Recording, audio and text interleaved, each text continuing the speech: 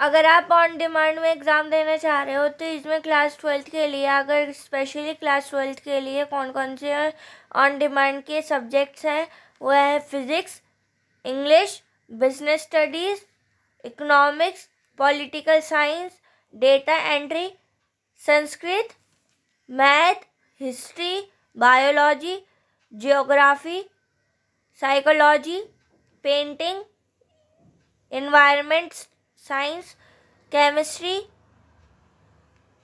Accountancy, Hindi, home science, computer science.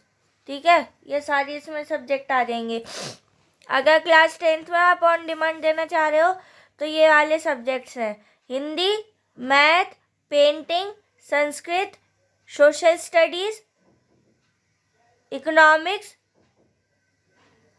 Business studies, psychology, Indian culture, heritage, भारतीय संस्कृत, सत्या।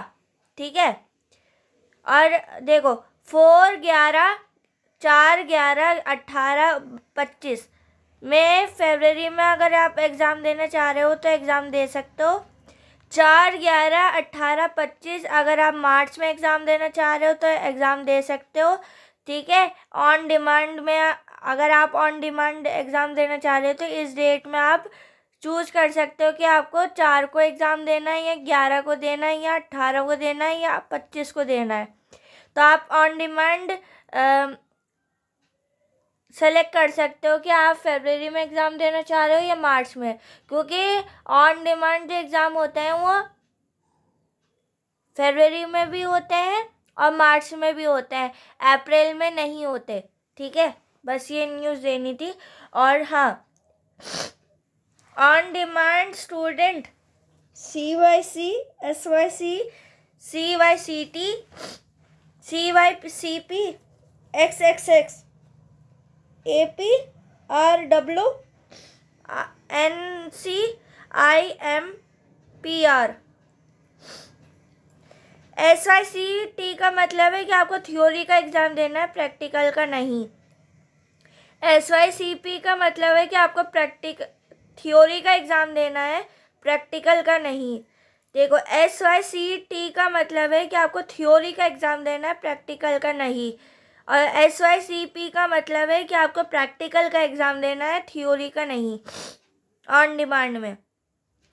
देखो, NIOS, अगर कोई बच्चा NIOS में क्लास 10th या 12th में फ़ेल हो चुका है तो SYC का मतलब है कि आप उस क्लास 10th या 12th में आप फेल हो चुके हो। CBSE मतलब CBSE बोर्ड जो होता है ना, उसमें अगर आप फेल हो चुके हो तो 3 सब्जेक्ट का एग्ज़ाम देना होता है, और 2 सब्जेक्ट आप TOC सबमिट कर सकते हो NIOS की वेबसाइट में, या NIOS के वेबसाइट में भी सबमिट कर सकते हो, और उनकी क्लासेस भी ले सकते हो, और आप उनके स्कूल या कॉलेज में जाकर आप ये सब्जेक्ट का एग्ज़ाम दे सकते हो और पास हो सकते हो। और 2 सब्जेक्ट आपको NIOS को 3 सब्जेक्ट जो है वो आप CBSE में एग्ज़ाम दो, और एग्ज़ाम देने के बाद 2 सब्जेक्ट जो होते हैं वो NIOS में सबमिट करने पड़ते हैं अगर आपको क्लास 12th में एडमिशन लेना है तो। ठीक है, CPCM का मतलब है कि आगे आपके पास M का मतलब होता है मैथ, कि आपके पास बायोलॉजी नहीं है लेस देन 75%। अगर आपके पास 75% से नीचे आए हैं तो आपको क्या करना पड़ेगा, चेंज स्ट्रीम। ठीक है, ट्वेल्थ में आप स्ट्रीम भी चेंज कर सकते हो, जैसे साइंस नहीं लेनी तो आप आर्ट्स ले सकते हो, कॉमर्स से ले सकते हो, बिजनेस स्टडीज़ ले सकते हो, पेंटिंग ले सकते हो, आपकी मर्ज़ी, आप कोई सा भी सब्जेक्ट ले सकते हो। ठीक है, अगर आपको साइंस नहीं लेना है तो आप ये सब्जेक्ट्स ले सकते हो। ठीक है, आपको ये फॉर्मेलिटी दी जाती है, आपको ये बताया जाता है कि अगर आप क्लास 12 में आप स्ट्रीम चेंज करना चाह रहे हो, आपको साइंस अच्छी नहीं लग रही, आप स्ट्रीम चेंज करना चाह रहे हो, तो आप वो कर सकते हो। ठीक है, ये NIOS खुद बोलता है। कॉमर्स साइंस का भी एग्ज़ाम दे सकते हो। ठीक है, 3 सब्जेक्ट का एग्ज़ाम देना है, 2 सब्जेक्ट जो है वो NIOS में सबमिट करना है।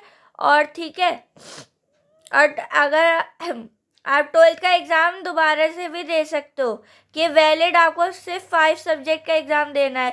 3 सब्जेक्ट आपको CBSE 3 सब्जेक्ट आपको NIOS का देना पड़ेगा, मतलब बायोलॉजी, केमिस्ट्री, फिजिक्स। और 2 सब्जेक्ट जो है, अगर आप नीट की प्रिपरेशन करना चाह रहे हो तो सिर्फ आपको साइंस का एग्ज़ाम देना है, फिजिक्स, केमिस्ट्री एंड बायो। ठीक है, 3 ये हो गए। और 2 सब्जेक्ट आपके CBSE से उठाए जाएंगे, तो आपकी मार्कशीट कंप्लीट हो जाएगी और 10th की मार्कशीट इसमें जुड़ी जाएगी, तब आपका 12th का रिज़ल्ट बनेगा।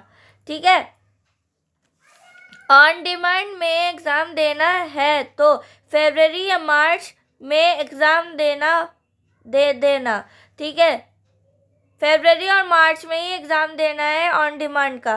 ठीक है, इसमें प्रोसेस क्या क्या है? Form filling, confirmation, I card, hall ticket, TOC, document. इसमें अगर आप क्लास 12th में हो तो 10th की मार्कशीट लगेगी, क्लास 12th में हो तो 10th की मार्कशीट लगेगी, और 10th में हो तो ओरिजिनल मार्कशीट आपको सबमिट करनी पड़ेगी। अगर आप फेल हो चुके हो तो आप दोबारा से एग्ज़ाम दे सकते हो। ठीक है, इसमें चीज़ें लगेंगी: Aadhaar card, photo, signature, phone number, email ID।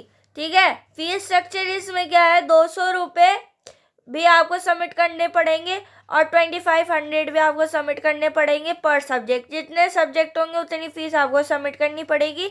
इसमें चीज़ें होती हैं: क्लासेस, नोट्स, प्रैक्टिकल का एग्ज़ाम देना पड़ेगा। पर्सनल मेंटरशिप में आते हैं क्लासेस, प्रैक्टिकल, नोट्स, एग्ज़ाम। ठीक है, बस यही था कि आपको लेटेस्ट अपडेट देना था। Subscribe to my channel and press the bell icon. Latest update के लिए मेरे चैनल को सब्सक्राइब करें, प्रेस द बेल आइकॉन, और जल्दी मिलता है नए अपडेट के साथ।